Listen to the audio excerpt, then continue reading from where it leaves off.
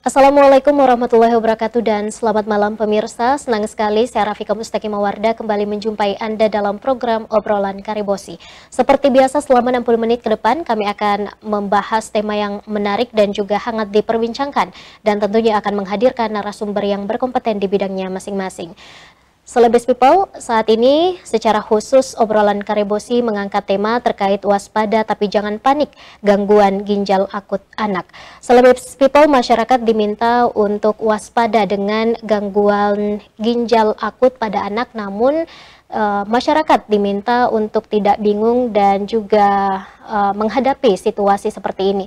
Sebenarnya terdapat 22 ataupun 26 provinsi yang telah melaporkan saat ini meningkat, yang sebelumnya 22 provinsi kini bertambah menjadi 26 provinsi. Dan juga kematian kini bertambah dari sebelumnya sekitar 133 orang, kini bertambah menjadi 141 orang. Semuanya akan kita bahas dalam 60 menit ke depan, tentu saja bersama dengan narasumber saya. Langsung saja saya ingin sapa Apoteker Hendra Herman, S.Farm MSC. Assalamualaikum Apoteker Herman. Waalaikumsalam warahmatullahi wabarakatuh. Sehat Pak? Alhamdulillah. Baik, pada malam hari ini kita akan membahas terkait waspada tapi jangan panik, gangguan ginjal akut pada anak. Secara umum seperti apa sebenarnya untuk gangguan ginjal akut ini pada anak Pak? Nah, kalau gangguan ginjal akut, kalau kita melihat konteks yang fenomena yang terjadi sekarang itu lagi rame ya, dan penyebabnya itu disinyalir adalah dari cemaran etilen glikol dan dietilen glikol. Nah, tetapi sampai saat ini itu belum definitif, sehingga pemerintah, yaitu baik Kementerian Kesehatan maupun BPOM itu masih melakukan investigasi. Oke, ini masyarakat diminta untuk waspada, namun tidak diperbolehkan untuk panik begitu dan bingung. Seperti apa seharusnya menurut Apoteker Herman?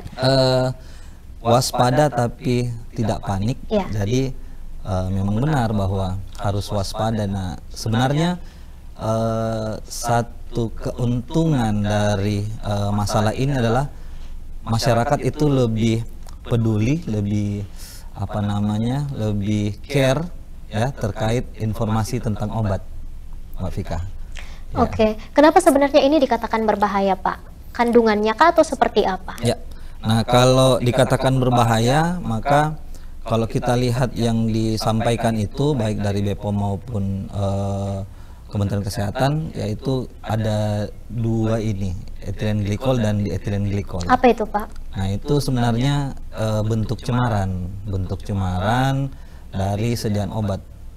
Jadi etilen glikol dan dietilen glikol ini kalau efeknya itu, efek akhirnya itu memang ke gangguan ginjal, sampai kerusakan ginjal.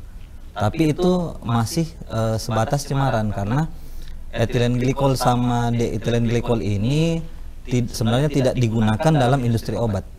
Oke. Oke. Selain itu etilen glikol dan dietilen glikol, apalagi Pak kandungan yang berbahaya atau hanya dua ini? Kalau dibilang yang berbahaya untuk saat ini untuk ke ginjal itu, tapi kalau kita bicara tentang obat itu, obat juga bisa berbahaya jika itu tidak digunakan dengan semestinya. Oke. Ya, ada beberapa macam obat yang memang efeknya ke ginjal, jika tidak digunakan dengan semestinya akan berbahaya. Tapi saya kira kalau masyarakat, dalam hal ini pasien, menggunakan obat sesuai dengan anjuran yang disarankan oleh dokter maupun apoteker, itu insya Allah akan aman. Oke. Ya. Oke, jumlah provinsi yang sekarang melaporkan itu sekitar 26 provinsi, yang sebelumnya hanya 22, dan kematiannya sekarang dari hari Jumat lalu ini dari 133 bertambah menjadi 141 orang. Ini yang rentan kemudian terkena penyakit ini usia berapa, Nah, Pak? Kalau kita bicara terkait itu, mungkin ranahnya lebih ke ranah dokter untuk kondisi patologis yang rentan dengan gangguan ginjal itu. Nah, kalau kita bicara tentang etilen glikol dan etilen DEG ini, dietilen glikol ini, dia nanti sebenarnya kalau secara teori itu nanti jumlahnya cukup banyak dalam tubuh baru dapat menyebabkan hal tersebut. Karena ada istilah kami itu adalah tes tengah atau waktu paruh yang apa ya namanya, waktu eliminasinya. Semakin cepat waktu eliminasi,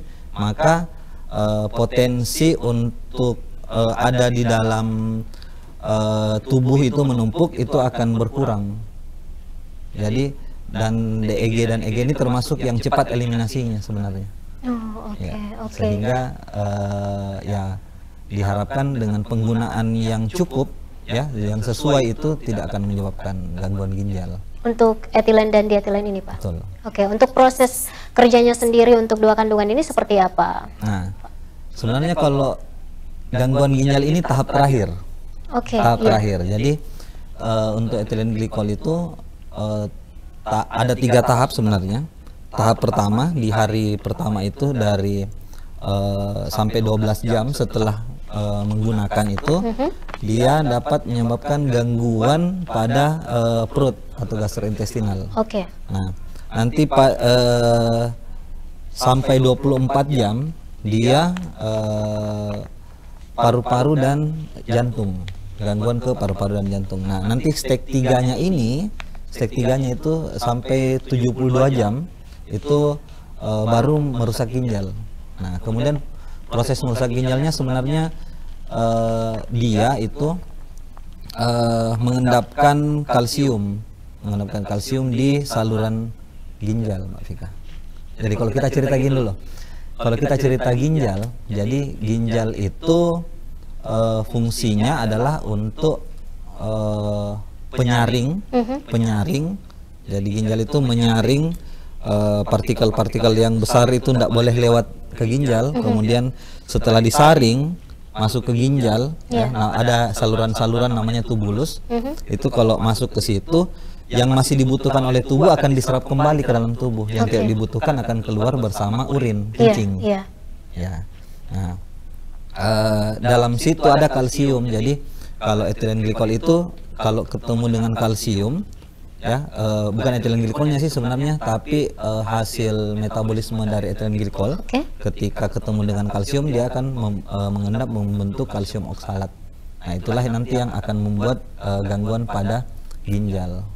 Oke, jadi sebenarnya untuk obat sirup ini yang mengandung etilen dan dietilen ini mengendap begitu, Pak, ya? Yang tercemar. Yang tercemar. Yang tercemar, bukan mengandung. Oke. Kalau mengandung kan direncanakan. Oke. Ya, ini kan tercemar. Oh, berarti kandungannya sedikit aja begitu, Pak, ya? Betul. Tapi berpengaruh. Dalam jumlah banyak secara ini. Sampai kita tunggu hasil investigasi dari pemerintah. Ya, kalau memang hal itu penyebabnya, nanti insya Allah akan ada langkah tindak lanjut ke depan. Baik, pembahasan kita semakin menarik, Apoteker Hendra, namun kita harus rehat sejenak. Setelah pesan-pesan berikut ini, tetap bersama kami pemirsa di Obrolan Karibosi.